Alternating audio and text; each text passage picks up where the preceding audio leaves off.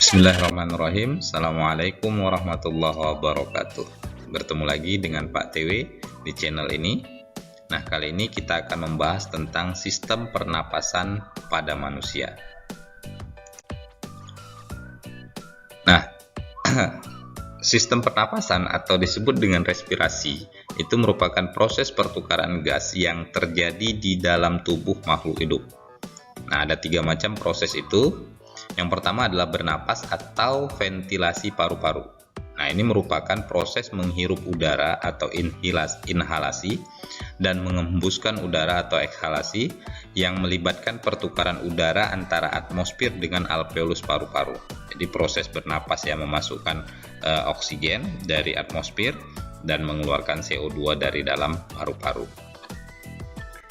Kemudian yang kedua adalah respirasi eksternal, merupakan pertukaran gas antara alveolus paru-paru dengan darah di dalam pembuluh kapiler paru-paru. Jadi ini merupakan respirasi eksternal ya, pertukaran antara gas ya yang ada di dalam alveolus dengan gas yang terdapat pada pembuluh darah. Oke, jadi antara oksigen dari alveolus masuk ke dalam pembuluh darah. Kemudian dari dalam pembuluh darah berupa CO2 akan ditukarkan dengan oksigen tadi ke alveolus. Nah, itu merupakan respirasi eksternal. Lalu kemudian yang ketiga adalah respirasi internal. Nah, ini merupakan pertukaran gas antara darah di dalam pembuluh kapiler jaringan tubuh dengan sel-sel atau jaringan tubuh. Nah, ini lebih dalam lagi. Setelah darah mengalir dari paru-paru ya, kemudian masuk ke jantung, lalu dari jantung dipompakan ke seluruh tubuh. Nah, gas-gas yang terdapat di dalam pembuluh kapiler-kapiler darah itu akan bertukar dengan gas yang berasal dari sel atau dari jaringan tubuh. Nah, pertukaran inilah yang disebut dengan respirasi internal. Apa saja organ yang ada pada sistem pernapasan manusia? Nah, diantaranya ada hidung, kemudian ada faring, laring, kemudian trakea, bronkus, bronkiolus, dan alveolus, serta paru-paru. Kita lihat. Ya, ini rongga hidung, kemudian ada faring, laring, trakea, lalu kemudian ada bronkus, lalu bronkus bercabang lagi membentuk bronkiolus, di ujung bronkiolus terdapat alveolus. Kemudian ini semua adalah paru-paru. Oke. Nah, yang pertama kita bahas rongga hidung ya. Hidung merupakan organ pernapasan yang langsung berhubungan dengan udara luar. Hidung dilengkapi dengan rambut-rambut hidung, selaput lendir, dan kongka. Rambut-rambut hidung berfungsi untuk menyaring partikel debu atau kotoran yang masuk bersama dengan udara ya. Jadi di sini ada rambut-rambut hidung ya yang berperan untuk menyaring udara yang masuk ya, partikel-partikel seperti debu atau kotoran yang masuk bersama dengan udara yang dihirup. Kemudian selaput lendir itu sebagai perangkap benda asing yang masuk terhirup saat bernapas. Jadi debu-debu yang terjaring tadi itu akan menempel pada selaput lendir untuk kemudian dibuang. Lalu kemudian yang berikutnya ada kongka ya. Nah, itu ada di bagian rongga hidung, mempunyai banyak kapiler darah yang berfungsi menyamakan suhu udara yang terhirup dari luar dengan suhu tubuh atau menghangatkan udara yang masuk ke paru-paru. Seperti yang kita tahu bahwa terdapat perbedaan suhu antara suhu luar dengan suhu di dalam tubuh, sehingga udara yang masuk itu harus dihangatkan terlebih dahulu agar bisa disesuaikan dengan suhu yang ada di dalam tubuh kita. Nah, itu berlangsung di bagian kongka seperti ini ya. Kemudian ada faring, merupakan organ pernapasan yang terletak di belakang daripada rongga hidung hingga rongga mulut dan di atas laring ya, ini faring. Oke. Dinding faring tersusun atas otot rangka yang dilapisi oleh membran mukosa. Nah, kontraksi dari otot rangka tersebut membantu dalam proses menelan makanan. Faring berfungsi sebagai jalur masuk udara dan makanan. ruang resonansi suara, serta tempat tonsil yang berpartisipasi pada reaksi kekebalan tubuh dalam melawan benda asing. Nah, itu di sini ya, di bagian faring. Jadi faring ini merupakan persimpangan antara saluran udara dengan saluran makanan. Kemudian ada laring ya, atau ruang suara, merupakan organ pernapasan yang menghubungkan faring dengan trakea. Ini laring menghubungkan antara faring dengan trakea. Jadi dia pas persimpangannya. Di dalam laring terdapat epiglotis dan pita suara. Epiglotis berupa katup tulang rawan yang berbentuk seperti daun dilapisi oleh sel-sel epitel. Berfungsi untuk menutup laring sewaktu menelan makanan atau minuman. Udara yang melewati laring dapat menggetarkan pita suara sehingga dihasilkan gelombang suara. Nah, kalau diperbesar laring akan terlihat seperti ini ya.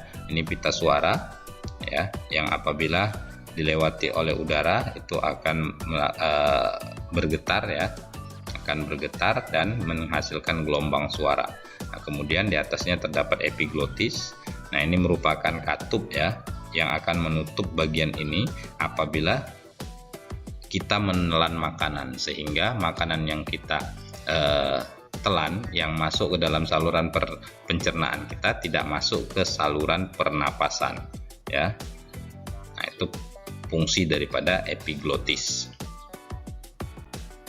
Berikutnya ada trakea, adalah saluran yang menghubungkan laring dengan bronkus.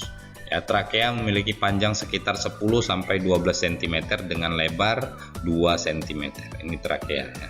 Disebut juga sebagai batang tenggorokan. Dindingnya tersusun dari cincin-cincin tulang rawan dan selaput lendir yang terdiri atas jaringan epitelium bersilia.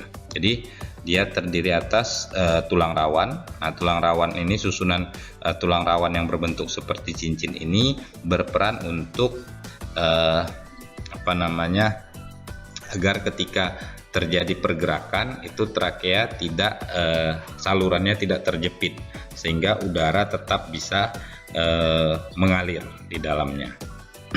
Kemudian terdapat selaput lendir juga yang berperan sebagai penangkap benda-benda asing yang masuk ke saluran pernapasan kita ini. Jadi selain tadi ada di rongga hidung, nah di trakea juga terdapat selaput lendir yang berperan tadi untuk menangkap benda-benda asing yang masuk ke saluran pernapasan kita.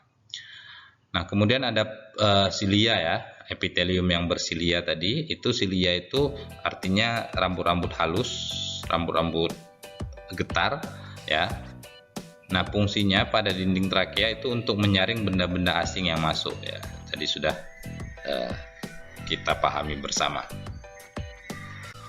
Nah, kemudian terdapat bronkus ya, organ berikutnya bronkus. Nah, pada bagian paling dasar dari trakea ya, bercabang menjadi dua. Nah, ini trakea bercabang menjadi dua. Nah, percabangan itu disebut dengan bronkus. Masing-masing bronkus memasuki paru-paru, satu ke paru-paru kanan, yang satu lagi ke paru-paru sebelah kiri. Struktur bronkus hampir sama dengan trakea tetapi lebih sempit ya, jadi strukturnya sama, tersusun atas cincin tulang rawan serta selaput lendir ya. Namun ukurannya yang lebih sempit. Bentuk tulang rawan bronkus tidak teratur tetapi berselang-seling dengan otot polos ya, kita bisa lihat dia bentuknya tidak teratur, berselang-seling dengan otot polos. Tulang rawan, kemudian otot polos, dan begitu seterusnya. Kemudian percabangan daripada bronkus itu disebut dengan bronchiolus ya. Pada ujung bronchiolus terdapat gelembung-gelembung yang sangat kecil dan berdinding tipis yang disebut dengan alveolus. Jadi ini yang disebut dengan bronki atau bronchiolus itu adalah percabangan daripada si bronkus ini. Lalu nanti di ujung daripada bronchiolus ini terdapat alveolus ya, terdapat alveolus atau gelembung-gelembung udara. Nah, alveolus itu dindingnya tersusun atas satu lapis jaringan epitel pipih. Struktur yang demikian memudahkan molekul-molekul gas melaluinya. Nah, ini ya, dia tersusun atas satu lapis jaringan epitel pipih ya, supaya gas itu mudah masuk dan keluar ke pembuluh darah. Dinding alveolus berbatasan dengan pembuluh kapiler darah sehingga gas-gas dalam alveolus dapat dengan mudah mengalami pertukaran gas dengan yang ada di dalam darah. Adanya gelembung-gelembung alveolus memungkinkan pertambahan luas permukaan untuk proses pertukaran gas. Jadi gelembung-gelembung itu tujuannya untuk memperluas daerah pertukaran gas. Jadi kalau dihitung luas daripada permukaan gelembung-gelembung udara tadi atau alveolus tadi, itu luas permukaannya lebih besar 100 kali dibanding dengan permukaan tubuh manusia. Nah, dengan luas yang demikian besar tentu menyebabkan penyerapan oksigen itu menjadi lebih efisien lagi. Nah, kemudian yang terakhir, organ yang paling penting adalah paru-paru ya, organ utama dalam proses pernapasan kita. Nah, paru-paru ada dua macam, ada dua bagian. Satu, paru-paru kanan atau disebut dengan pulmodexter yang terdiri atas 3 lobus, dan paru-paru kiri yang terdiri atas 2 lobus. Nah, paru-paru dibungkus oleh selaput rangkap 2 yang disebut dengan pleura. Jadi selaput dinding daripada paru-paru itu disebut dengan pleura. Ya, pleura itu berupa kantung tertutup yang berisi cairan limpa. Fungsinya untuk melindungi paru-paru dari gesekan saat mengembang dan mengempis. Di dalam paru-paru terdapat bagian yang berperan dalam pertukaran gas antara oksigen dan karbon dioksida, yaitu alveolus tadi yang terdapat di ujung-ujung daripada bronkiolus ini. Nah, ini dia, ini alveolus namanya. Nah, demikian mungkin video kali ini, semoga ada manfaatnya. Terima kasih. Billahi taufiq wal hidayah. Assalamualaikum warahmatullahi wabarakatuh.